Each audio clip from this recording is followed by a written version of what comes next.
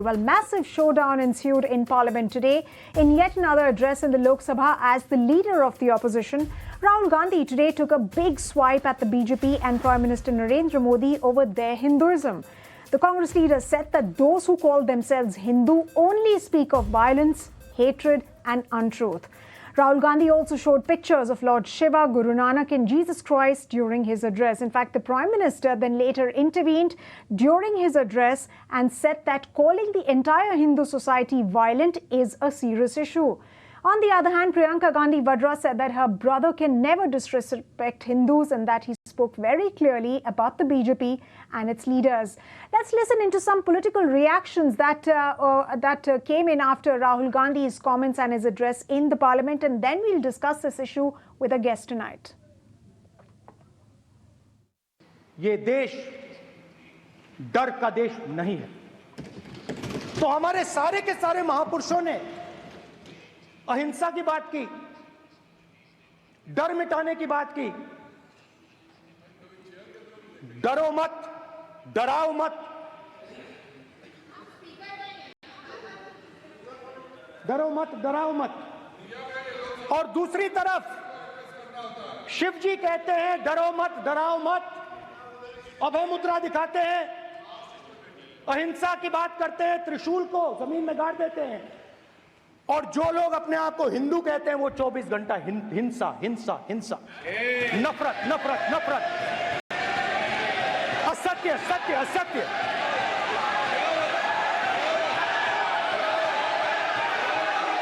आप हिंदू हो ही नहीं। हिंदू धर्म में साफ लिखा है सत्य के साथ खड़ा होना चाहिए, सत्य से पीछे नहीं हटना चाहिए, सत्य से नहीं डरना चाहिए। अहिंसा हमारा प्रतीक है। अभय मुद्रा।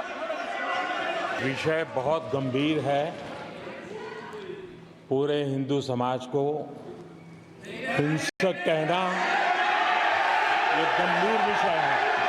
नहीं नहीं नहीं नहीं नहीं नहीं, नरेंद्र मोदी जी पूरा हिंदू समाज नहीं है, बीजेपी पूरा हिंदू समाज नहीं है, आरएसएस पूरा हिंदू समाज नहीं है। ये ठेका नहीं है बीजेपी का।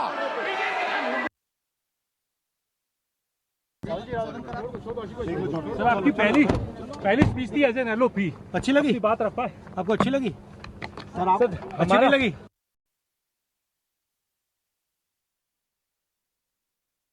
So that's, of course, Rahul Gandhi having a face-off with the Prime Minister himself. The Prime Minister, of course, attacking Rahul Gandhi, saying that it's a big folly to call all Hindus as violence supporters. Meanwhile, we also have some other political reactions. If my producers could bring in some of those other political reactions representing the views of the ruling party, we'll go to those. But let me first go across to our guest tonight, Yuvraj Pokharna, columnist, is joining us on the show.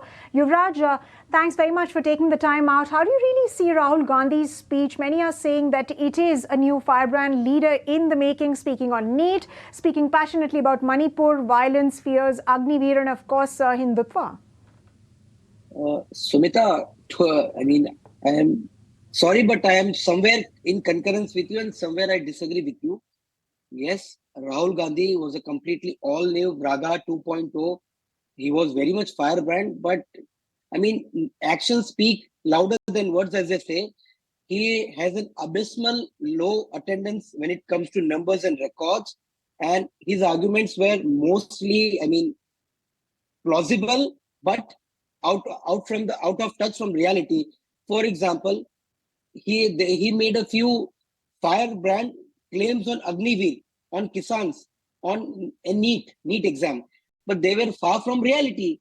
I mean, he was nothing but peddling fake news in a few arguments, and these were very, very much sensitive issues. So, yes, I mean, we will discuss in the course of time. Yeah.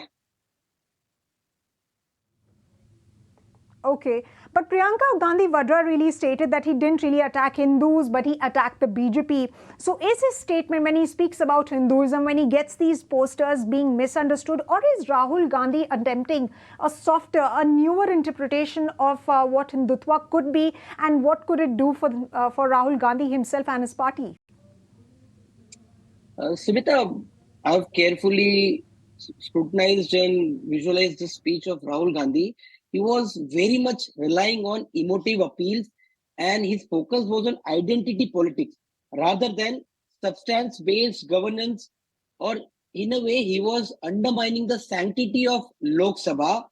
If you ask me, the nub of his speech was divide the rural votes on caste, confuse urban voters on infrastructure's welfareism by targeting a few abysmal selective accidents that have happened in the course of the past week.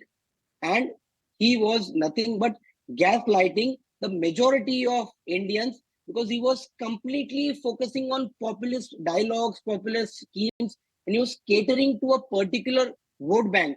In a way, he was again diverting attention from legislative reforms and when he speaks substantial about these policy issues, making. and of course, the results have shown that these have been very, very pertinent issues as far as, this year's Lok Sabha election was concerned.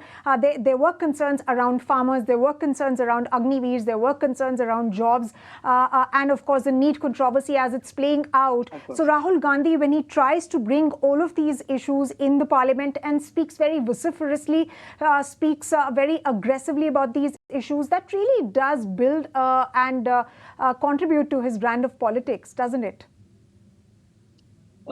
As I said, NEET is an issue which is snowballing as we speak, and it is going to be a very much big troublemaker for the ruling dispensation.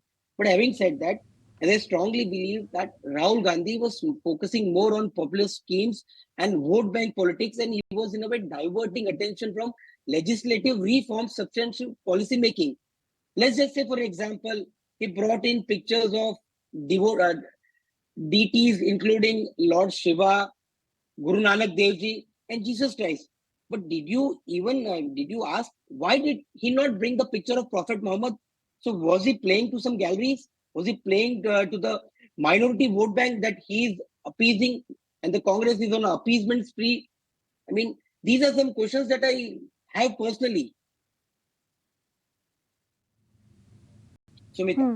Okay, so how is BJP then seeing, speech by Rahul Gandhi that even the Prime Minister had to really stand up and speak and counter his comments, besides several other senior BJP leaders who were also speaking? Would you call this an overreaction on the part of BJP? What do you really understand from the way BJP leaders stood up and attacked his claims? Sumita, the catch of this election was Congress has now mastered the art of setting narratives, and BJP somewhere has now mastered the art of falling prey to the narratives set forth by India Alliance, led by Congress.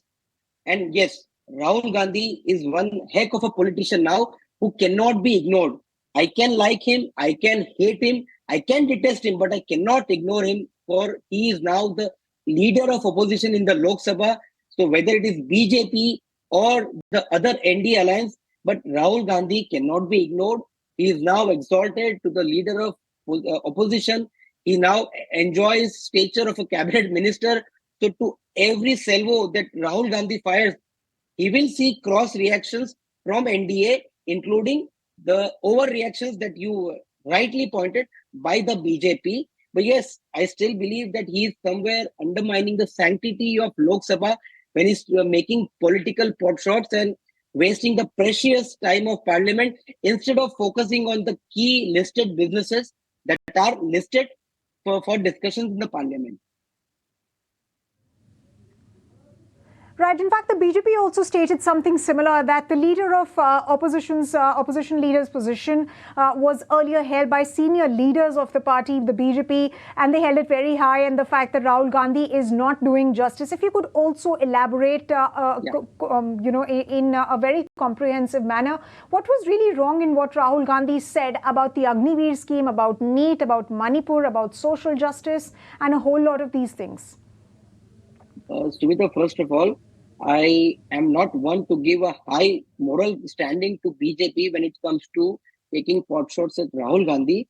I'll tell you how. Whether he's senior or junior, but at the end of the day, Rahul Gandhi now holds the prestigious position of LOP in the Lok Sabha.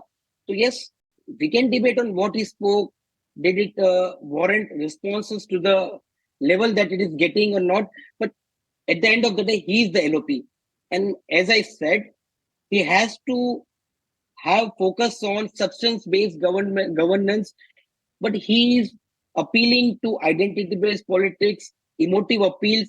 And now that elections are done, I don't see any point in holding and brandishing the red copy of the constitution that is provided to him by his so-called left loonies, the communist workers that are now overtaking the Congress party. And now he has to hold accountable the government of the day. He has to corner government of the day on substantive issues. Let me elaborate how. He spoke of Agniveers being martyred in the line of duty without getting their dues. But it is an established law that if any Agniveer loses his life while serving the nation, he is entitled to receive an amount of 92 lakhs that even Rajnath Singh, Honorable Defense Minister, cleared the air on the floor of the House. That is one. When it comes to other issues, leader of opposition and Congress party believe that the sub judice matters should not be discussed in the parliament. So, as the Lok Sabha Speaker, Honorable Birla ji also mentioned that even NEET is sub judice. So they should not cross a Lakshman Rekha that is set by the law of the land. And on Kisan, they are, outrightly peddling propagandas and canards that Right. Kisans, the farmers are not getting MSPs. Again, just bear with me for 20 seconds. The MSPs that Congress has promised to the people, the khatagat thing, it is going to cost taxpayers like you and me 10 lakh crore, which is almost 1/4 of the national budget, which is not plausible, which is not possible, which is not viable. So they are nothing but rebel rousing. I see a rebel rousing. Absolutely, Yuvraj, and Congress party and of course Rahul Gandhi have a lot to answer on as far as how will they finance these schemes that you're speaking of, and most importantly, what is happening in opposition run states as well, as far as the issue of price rise is concerned, as far as the issue of hiking of fuel is concerned, and of course Taliban style flogging, that video that came out recently, because after all it is precious time and money of taxpayers being wasted when you speak on a vote bank politics. On that note, thank you very much, Yuvraj, for joining us tonight with your view. If you like this video, then like, share and subscribe to ET Now.